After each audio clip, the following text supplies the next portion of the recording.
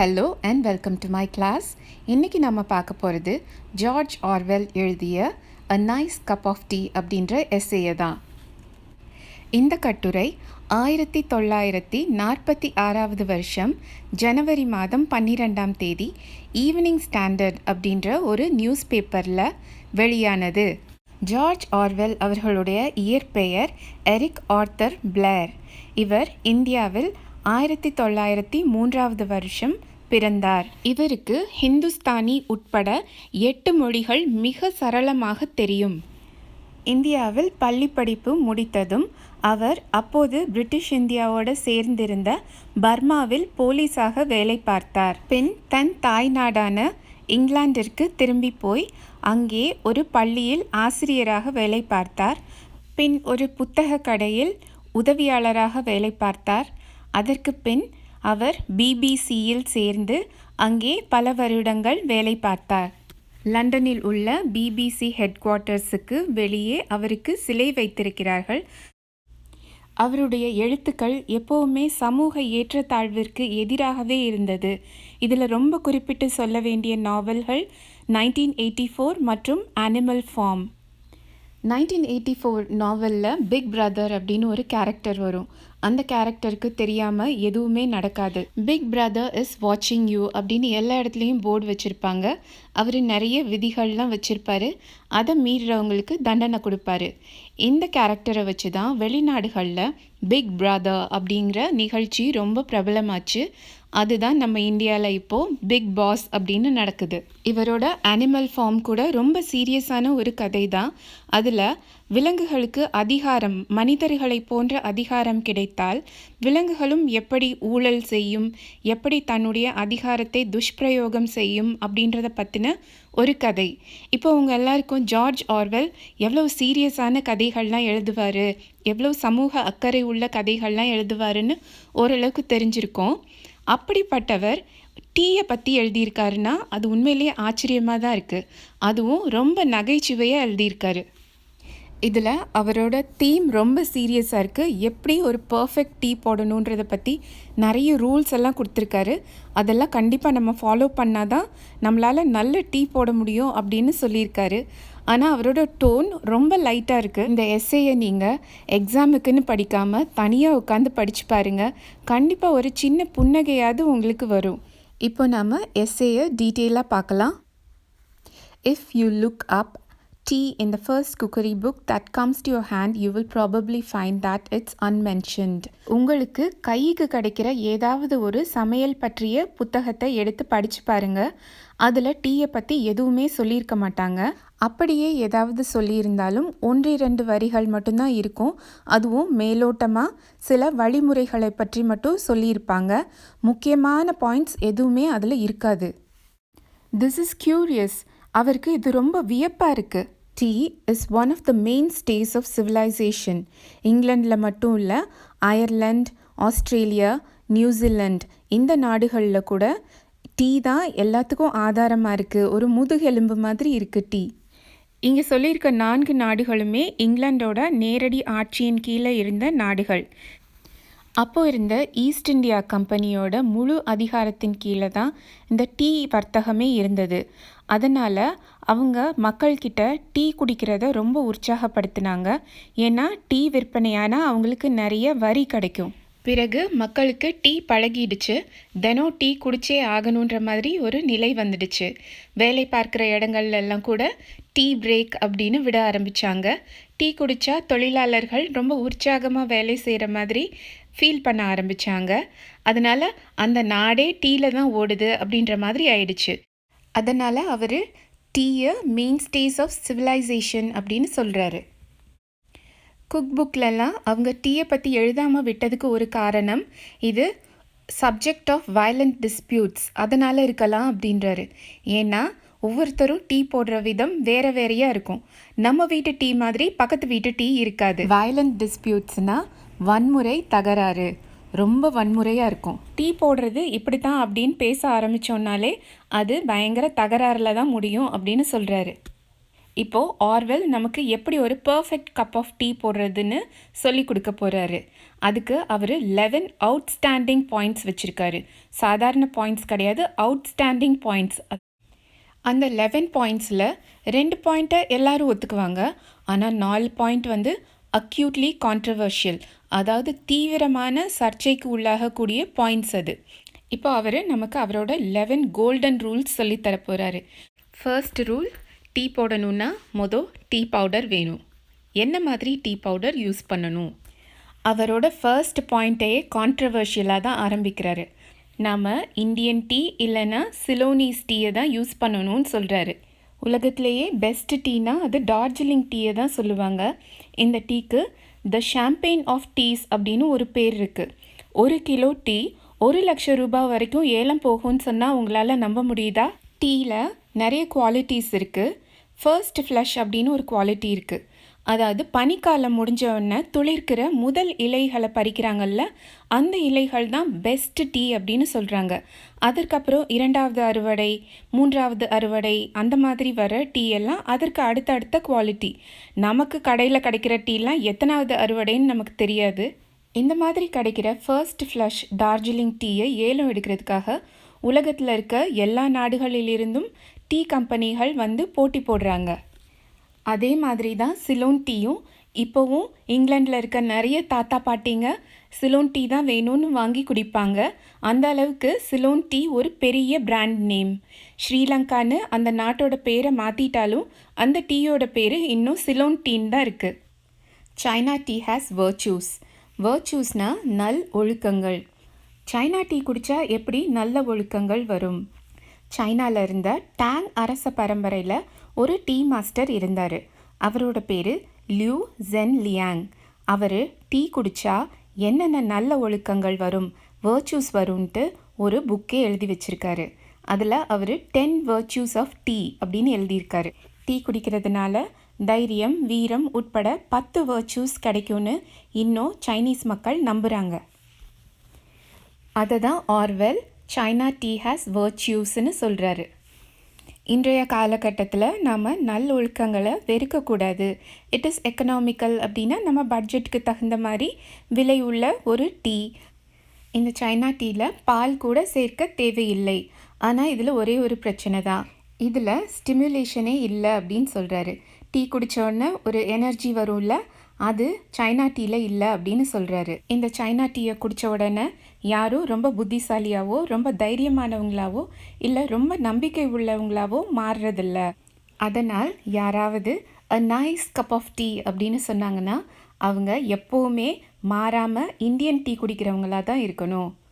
இதை படிக்கிற சைனாக்காரர்கள் இப்போவும் இந்த கருத்தை ஒத்துக்கிறதே இல்லை. அது எப்படி?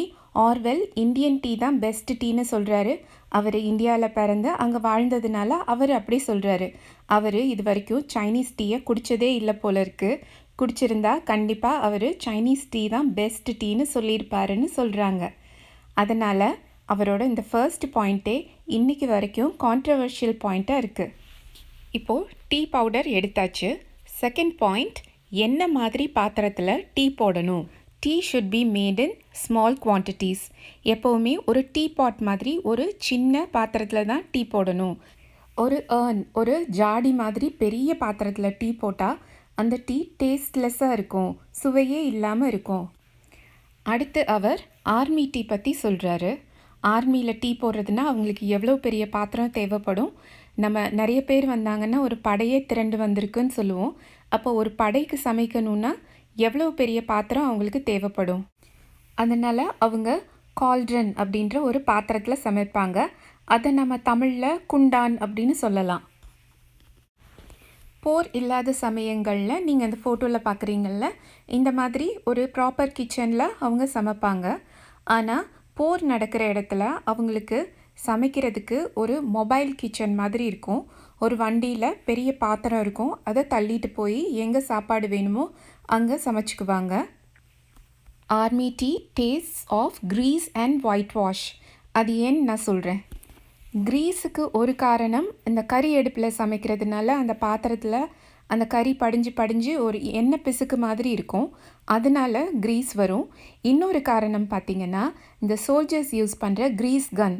எப்போவுமே புல்லட் நழுவிட்டு போகிறதுக்காக அந்த கன்னில் கிரீஸ் தேய்ச்சிட்டே இருப்பாங்க. அதனால் அவங்க கைகள்லாம் எப்போவுமே கிரீஸ் இருக்கும். அவங்க தொடுற எல்லா பொருட்கள்லையும் அந்த கிரீஸ் ஒட்டும். அடுத்தது ஒயிட் வாஷ். ஒயிட் வாஷ்னால் வெள்ளை அடிக்கிறது. நிறைய பேர் சுண்ணாம்பு அடிக்கிறதையும் வெள்ளை அடிக்கிறதையும் குழப்பிப்பாங்க. ஒயிட் வாஷ் வேறு, லைம் வாஷ் வேறு.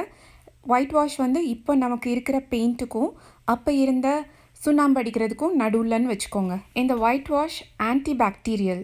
இந்த மாதிரி பெரிய கிச்சனில் மாடெல்லாம் கட்டி வச்சுருக்க தொழுவத்துலலாம் அடிக்கடி ஒயிட் வாஷ் பண்ணிகிட்டே இருப்பாங்க. அப்போது அந்த இடம் ரொம்ப ஹைஜீனிக்காக இருக்கும். 2ஆம் உலகப் போர் நடந்த காலகட்டத்தில் எதிரிகளுக்கு பனிக்காலத்தில் தங்களோட வண்டி தெரியாமல் இருக்கணுன்றதுக்காக தங்களோட வண்டிகளிலெல்லாம் வெள்ளை அடிக்கிற பழக்கம் இருந்தது. அந்த மாதிரி இந்த சாப்பாட்டு வண்டியிலையும் வெள்ளை அடித்து வச்சுருவாங்க. அது போக சோல்ஜர்ஸ் எல்லாம் அவங்க ஹெல்மெட்லையும் வெள்ளை அடித்து வச்சுடுவாங்க. இந்த ஒயிட் வாஷ் இப்போ இருக்க பெயிண்ட் மாதிரி கிடையாது. தொட்டோன்னா கையில் எல்லாம் ஒட்டிக்கிறோம், ட்ரெஸ்ஸில் எல்லாம் ஒட்டிக்கிறோம். அதனால தான் army tea taste of grease and white wash. இதெல்லாம் போக ஜார்ஜ் ஆர்வெல் ஆர்மி டீயை பற்றி இவ்வளவு மட்டமாக சொல்கிறதுக்கு இன்னொரு காரணமும் இருக்குது. அவர் உலகப்போர் சமயத்தில் கொஞ்சம் பண கஷ்டத்தில் இருந்தார். அப்போது ஆர்மியிலையாவது சேர்ந்துடலான்னு சொல்லி அவர் அப்ளை பண்ணார். ஆனால் உடல் தகுதியை காரணமாக காமிச்சு அவரை ரிஜெக்ட் பண்ணிட்டாங்க. அப்போது இருந்தே ஆர்மினா கொஞ்சம் கடுப்பில் தான் இருப்பார். அவர் எந்த வகை டீ பாட்ஸில் டீ போட்டால் நல்லாயிருக்கும், எதில் டீ போட்டால் ரொம்ப மோசமாக இருக்கும் அப்படின்லாம் எழுதியிருக்காரு. அவர் சைனா அண்ட் எர்தன்வேர் டீ பாட்ஸ் நல்லா இருக்கும்னு சொல்கிறாரு. இந்த 2 வகையுமே மண்ணில் செய்கிறது தான். சைனான்னா போர்சிலன். சைனாவில் கிடைக்கிற வெள்ளை களிமண்ணில் பாத்திரங்கள் செஞ்சு அதை சுட்டு அதுக்கப்புறம் அது மேலே பெயிண்ட் அடிப்பாங்க. அதுதான் சைனா. எர்தன்வேர்னால் நம்ம ஊர்லேயே கிடைக்கும் இல்லையா, மண்பாண்டம். இந்த 2 வகை டீ பாட்ஸ்லேயும் நல்ல டீ நமக்கு கிடைக்கும்னு சொல்கிறாரு. சில்வர், வெள்ளிலையும் பிரிட்டானியா அப்படின்ற ஒரு உலோகத்துலேயும் செய்யப்பட்ட டீ பாட்ஸில் நமக்கு ரொம்ப தரம் குறைந்த டீ தான் கிடைக்கும். இருக்கிறதுலே மோசமான டீ எனாமல் பாட்ஸில் கிடைக்கும். அடுத்ததாக பியூட்டர் அப்படின்ற ஒரு அலாய், ஒரு உலோக கலவையில் செய்யப்பட்ட டீ பாட்டில் டீ போட்டோன்னா அது அவ்வளோ மோசமாக இருக்காது, நாட் ஸோ பேட் அப்படின்னு சொல்கிறாரு. ஆனால் அந்த வகை டீ பாட்டும் இப்போ கிடைக்கிறது ரொம்ப அரிதாக இருக்குது. இப்போது 3ஆவது பாயிண்ட், டீ பாட்டை நம்ம எடுத்தாச்சு.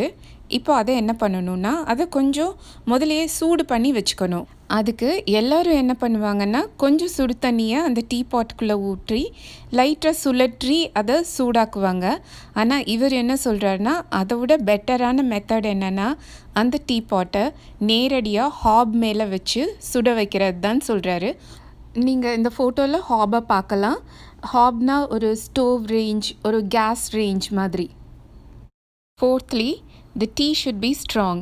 இப்போது டீ பாட் ரெடி ஆகிடுச்சு. எவ்வளவு தண்ணிக்கு எவ்வளவு டீ பவுடர் போட்டோன்னா டீ ஸ்ட்ராங்காக இருக்கும் அப்படின்னு சொல்கிறாரு. அவர் 1 குவார்ட் உள்ள ஒரு பாட் எடுத்துக்க சொல்கிறாரு. நம்ம மெட்ரிக் சிஸ்டமில் நம்ம லீட்டர்ஸ், மில்லி லீட்டர்ஸ் எல்லாம் யூஸ் பண்ணுறோம் இல்லையா, அதே மாதிரி யூகேயில் பைண்ட், குவார்ட்ஸ், கேலன்ஸ் எல்லாம் யூஸ் பண்ணுவாங்க. யூஎஸ்லேயும் இதெல்லாம் யூஸ் பண்ணுவாங்க. ஆனால் கொஞ்சம் மெஷர்மெண்ட் மாறுபடும். யூகே 1 குவார்ட், நம்ம இந்தியன் இதில் 1.136 லீட்டர்ஸ். அந்த அளவு தண்ணிக்கு 6 ஹீப்ட் டீஸ்பூன்ஸ் டீ பவுடர் போட்டால் தான் சரியாக இருக்கும். ஹீப்ட் டீஸ்பூன்ஸ்னால் கோபுரம் மாதிரி குவிச்சு ஸ்பூனில் எடுக்கணும். வேர்ல்டு வாருக்கு பிறகு எல்லா பொருட்களுமே ரேஷனில் தான் கிடச்சிது. அவங்க நினச்ச மாதிரி நிறையாலாம் எதுவும் வாங்க முடியாது. அப்படி இருக்க சூழ்நிலையில் டீ பவுடர் எப்படி ஹீப்டு டீஸ்பூன்ஸாக போடலாம்? டெய்லிலாம் அந்த மாதிரி டீ குடிக்க முடியாது. ஆனால் 20 கப் வீக் டீ குடிக்கிறதுக்கு பதிலாக ஒரே ஒரு கப் டீ குடித்தாலும் அது ஸ்ட்ராங்கான டீயாக குடிக்கணும்னு சொல்கிறாரு. உண்மையான டீ லவர்ஸ், அதாவது டீ பிரியர்கள், அவங்களோட டீ எப்போவுமே ஸ்ட்ராங்காக இருக்கணும்னு தான் நினைப்பாங்க. அது மட்டும் இல்லை, ஒரு வருஷமும் அவங்க டீ ஸ்ட்ராங்கர் ஆகிட்டே போகும். A fact which is recognized in the extra ration issued to old age pensioners. இதை புரிஞ்சுக்கிட்ட கவர்மெண்ட்டே வயசானவங்களுக்கு அதிக டீ பவுடர் கொடுக்குதுன்னு சொல்கிறாரு. 5th point, the tea should be put straight into the pot. இதில் நம்ம டீ பேக்ஸ் மாதிரி இல்லை மஸ்லின் பேக் மாதிரி எதுவுமே யூஸ் பண்ணவே கூடாது. அது போக டிவைசஸ் மாதிரி எதுவும் யூஸ் பண்ணி டீயை நம்ம சிறைப்படுத்தக்கூடாதுன்னு சொல்கிறாரு. இந்த ஃபோட்டோவில் இருக்க மாதிரி வடிகட்டிக்குள்ளே டீ பவுடரை போட்டு சுடு தண்ணியில் போட்டோன்னா திரும்ப அதை க்ளீன் பண்ணுறதுக்கு ஈஸியாக இருக்கும். அப்படியே அதை வெளியில் எடுத்துடலாம். போக சில நாடுகளில் டீ பாட்டுக்கு மேலே ஒரு பாஸ்கெட் மாதிரி ஒன்று தொங்கிட்டுருக்கு. அது ஸ்ட்ரே லீவ்ஸ் எல்லாம் பிடிச்சி வச்சுக்குது. அது ரொம்ப ஹார்ம்ஃபுல் அப்படின்னு சொல்கிறாரு. அதை விட நீங்கள் கொஞ்சம் டீ லீவ்ஸையே முழுங்கிடலாம். அதனால உங்களுக்கு எந்த விதமான இல் எஃபெக்ட்ஸ், எந்த விதமான சைடு எஃபெக்ட்ஸோ கெடுதலோ வராது. நீங்கள் டீ லீவ்ஸை லூஸாக போட்டிங்கன்னா தான் அது நல்லா இன்ஃப்யூஸ் ஆகும். இன்ஃப்யூஸ் ஆகும்னா டீ லீவ்ஸோட சாரம் தண்ணியில் நல்லா இறங்கும். 6வது point, one should take the teapot to the kettle and not the other way about. நீங்கள் உங்களோட டீ பாட்டை கெட்டில் இருக்க இடத்துக்கே கொண்டு போயிடணும். கெட்டிலை நம்ம அடுப்பில் வச்சு தான் சுட வைப்போம். அடுப்பு பக்கத்துலேயே உங்கள் டீ பாட்டை கொண்டு போயிருங்க. நீங்கள் கெட்டிலை தூக்கிட்டு வந்து உங்கள் டீ பாட் இருக்க இடத்துல ஊற்றுறதுக்குள்ளே அந்த தண்ணி ஆறிடும். நீங்கள் அந்த கெட்டிலை தூக்கி கூட ஊற்றக்கூடாது. அந்த கெட்டில் அடுப்பில் இருக்கும் போதே அந்த தண்ணியை நீங்கள் டீ பாட்டுக்குள்ளே ஊற்றிடணும். அந்த அளவுக்கு தண்ணி கொதிக்க கொதிக்க இருக்கணும். சில பேர் ஃப்ரெஷ்ஷாக அப்போதைக்கு சுட வச்ச தண்ணியை தான் ஊற்றணும்னு சொல்லுவாங்க. ஏற்கனவே சுட வச்சு ஆறின தண்ணியை திரும்ப சுட வச்சிங்கன்னா அதோட டேஸ்ட் கொஞ்சம் மாறிடும். ஆனால் ஆர்வெலுக்கு அதனால் டீயோட சுவை எந்த விதத்துலேயும் மாறுற மாதிரி அவருக்கு தெரியலை. 7th point, one should stir it. நல்லா ஒரு ஸ்பூனை வச்சு தண்ணியும் டீ பவுடரையும் கலக்கி விடணும். அதை விட பெட்டர் அந்த பாட்டையே எடுத்து ஒரு குலுக்கி வச்சுடுங்க. அதுக்கப்புறம் அந்த டீ லீவ்ஸ் எல்லாம் கீழே வந்து செட்டில் ஆகிறதுக்கு டைம் கொடுங்க. 8th point, one should drink out of a good breakfast cup. எப்போவுமே பிரேக்ஃபாஸ்ட் கப் வந்து சிலிண்ட்ரிக்கல் ஷேப்பில் இருக்கும். அதனால் அதில் நிறைய டீ கொள்ளும். அது போக டீ சீக்கிரம் ஆறவும் ஆறாது. அப்படி இல்லாமல் கொஞ்சம் அகலமான டீ கப்பில் குடித்தோன்னா நம்ம குடிக்க ஆரம்பிக்கிறதுக்கு முன்னாடியே அந்த டீ பாதி ஆறி போயிருக்கும். 9thly, one should pour the cream off the milk before using it for tea. பாலில் இருக்கும் ஆடை க்ரீமி லேயர் அதை எடுத்துடணும். இல்லைன்னா அந்த பால் அந்த டீக்கு ஒரு நாக்கில் ஒட்டுற மாதிரி ஒரு டேஸ்ட்டை கொடுக்கும். 10thly, one should pour tea into the cup first. இதுதான் இருக்கிறதுலையே ரொம்ப கான்ட்ரவர்ஷியலான பாயிண்ட்டுன்னு சொல்கிறாரு. பிரிட்டனில் இருக்க எல்லா குடும்பங்களுக்கும் 2 விதமான ஸ்கூல் ஆஃப் தாட்ஸ் இருக்குது. அதாவது 2 விதமான நம்பிக்கை இருக்குது. பாதி பேர் ஃபர்ஸ்ட் கப்பில் பாலை தான் ஊற்றணும், அதுக்கப்புறம் தான் டீ டிகாக்ஷன் ஊற்றணும்னு சொல்லுவாங்க. அவங்க சைடில் அவங்க ஆர்கியூமெண்ட் ரொம்ப ஸ்ட்ராங்காக இருக்கலாம். ஆனால் என்னோட ஆர்கியூமெண்ட் அவங்க கேட்டாங்கன்னா அவங்களால ஆன்சரே பண்ண முடியாது. டீயை முதல்ல கப்பில் ஊற்றிட்டோன்னா அதுக்கப்புறம் எவ்வளவு பால் ஊற்றணுன்றதை கரெக்டாக நம்மளால் டிசைட் பண்ண முடியும். நீங்கள் பால் ஊற்றிட்டிங்கன்னா எவ்வளவு டீ ஊற்றணுன்றதை உங்களால் டிசைட் பண்ணவே முடியாதுன்னு சொல்கிறாரு. ஆனால் முதலில் பாலை ஊற்றணுமா இல்லை டீயை ஊற்றணுமா அப்படின்ற இந்த ஆர்கியூமெண்ட்டுக்கு பின்னாடி ஒரு பெரிய சமூக ஏற்றத்தாழ்வே இருக்குன்னு உங்களுக்கு எல்லாம் தெரியுமா? எல்லாருடைய வீட்டிலும் நல்ல விலை உயர்ந்த தரமான டீ பாட்ஸ், டீ கப்ஸ் எல்லாம் இருக்கும்னு சொல்ல முடியாது. அந்த மாதிரி கொஞ்சம் தரம் குறைந்த டீ கப்பில் கொதிக்கிற டீயை ஊற்றினோன்னா அந்த டீ கப் வெடிச்சிடுறதுக்கு வாய்ப்பு இருக்குது. வெடிக்கிறதுனா விரிசல் விட்டு அப்படியே உடஞ்சி போயிடும். தரமற்ற கிளாஸில் கூட இந்த மாதிரி நடக்கும். உங்கள் வீட்டில் தாத்தா பாட்டிகிட்ட எல்லாம் கேட்டிங்கன்னா ஃப்ளாஸ்கிலெல்லாம் அந்த காலத்தில் உடனே சுடு தண்ணி ஊற்ற மாட்டாங்க. கொஞ்சமாக சுடு தண்ணி ஊற்றி அது கொஞ்சம் அந்த சூடெல்லாம் பழகினதுக்கப்புறம் தான் முழு சுடு தண்ணியும் ஊற்றுவாங்க. இல்லைன்னா ஃப்ளாஸ்கில் இருக்க அந்த கிளாஸ் எல்லாம் வெடிச்சிடும். அதனால் முதலில் பாலை ஊற்றிட்டு அதுக்கப்புறம் தான் டீயை ஊற்றுவாங்க. இந்த விஷயம் ஜார்ஜ் ஆர்வெலுக்கு தெரியுமா இல்லையான்னு நமக்கு தெரியாது. Lastly, tea should be trunk without sugar. நீங்கள் உங்கள் டீயில் சுகர் போடக்கூடாது. நீங்கள் ரஷ்யன் டீ குடிக்கிறதா இருந்தால் சுகர் போட்டுக்கலாம். ஆனால் அது ரொம்ப மைனாரிட்டி பீப்புள் தான் குடிப்பாங்க. நீங்கள் உங்களோட டீயில் சுகரை போட்டுட்டு அந்த டீயோட உண்மையான குணத்தை எல்லாம் டெஸ்ட்ராய் பண்ணிவிட்டு நீங்கள் எப்படி உங்களை நீங்களே ஒரு உண்மையான டீ லவர்னு சொல்லிக்கிறீங்க? நீங்கள் உங்கள் டீயில் சால்ட்டும் பெப்பரும் போடுவீங்களா? அதை ஒத்துக்குவீங்களா? அப்போ எப்படி சுகர் போடுறத மட்டும் நீங்கள் ஒத்துக்கிறீங்க? நீங்கள் உங்கள் டீயில் சுகர் போட்டிங்கன்னா நீங்கள் டீயை குடிக்கலை, அந்த டீயில் இருக்க சுகரை மட்டும்தான் நீங்கள் டேஸ்ட் பண்ணுறீங்க. அதுக்கு ஏன் நீங்கள் டீ குடிக்கிறீங்க? பேசாமல் சுடு தண்ணியில் கொஞ்சம் சர்க்கரையை போட்டு கலந்து குடிச்சிட வேண்டியது தானே? சிலர் எனக்கு டீயை அப்படியே குடிக்க பிடிக்காது, I drink it in order to be warmed and stimulated. Tea எனக்கு கொடுக்குற கதகதப்பு மற்றும் சுறுசுறுப்புக்காக அதில் கொஞ்சம் சர்க்கரையை கலந்து குடிக்கிறேன்னு சொல்கிறாங்க. அந்த மாதிரி வழிகாட்ட ஆள் இல்லாமல் தடம் மாறி போனவங்களுக்கெல்லாம் நான் சொல்கிறது ஒன்று தான். நீங்கள் ஒரு 15 நாளைக்கு உங்களோட டீயில் சர்க்கரை இல்லாமல் குடிச்சு பாருங்கள். அதுக்கப்புறம் உங்கள் டீயில் சர்க்கரையை போட்டு அதை ரூயின் பண்ண மாட்டீங்க, அதை கெடுக்க மாட்டீங்க. இந்த பாயிண்ட்ஸ் மட்டும் கான்ட்ரவர்ஷியல் கிடையாது. டீ குடிக்கிறத சம்மந்தப்படுத்தி இன்னும் நிறைய கான்ட்ரவர்ஷியல் பாயிண்ட்ஸ் இருக்குது, நிறைய சர்ச்சைகள் இருக்குது. How subtilised the whole business has become. எப்படி ஒரு சாதாரண டீ வியாபாரமாக இருந்தது இப்போது தன்னைத்தானே மெருகேற்றி கொண்டு பலவிதமான புதுவித வியாபாரங்களாக மாறியிருக்கு. டீ பாட்டை சுற்றி பல மர்மமான சமூக நாகரீகங்கள் இப்போது இருக்குது. ஏன் சாசரில் டீ குடிக்கிறத கொஞ்சம் மட்டமாக நினைக்கிறாங்க? 17th 18th செஞ்சுரியிலலாம் சாசரில் குடிக்கிறது தான் ஃபேஷனாக இருந்தது. அப்புறம் அதுவே ரொம்ப வல்கராக நினைக்க ஆரம்பிச்சிட்டாங்க. டீ லீவ்ஸுக்கு சப்சிடரி யூசஸ் இருக்குது, அதாவது டீ குடிக்கிறத தவிர நிறைய துணை பயன்கள் இருக்குது. இந்த துணை பயன்களை பற்றியே ஒரு பெரிய கட்டுரையே எழுதலாம். டெல்லிங் ஃபார்ச்சூன், அதாவது குறி சொல்கிறது. ஒருத்தர் குடிச்சிட்டு வச்ச டீ கப்பில் இருக்க அந்த டீ பவுடரோட ஷேப்பை வச்சு அவருக்கு எதிர்காலத்தில் என்ன நடக்கும் அப்படின்னு சொல்லுவாங்க. இதற்கு பெயர் டாசியோகிராஃபி. இந்த ஃபோட்டோவில் இருக்க கப்பில் உங்களுக்கு ஒரு டாகும் பேர்டும் தெரியுதா? Predicting the arrival of visitors. மக்கள் எப்போவுமே டீ போடுறதுக்கு டீ இலைகளை மட்டும்தான் வாங்குவாங்க.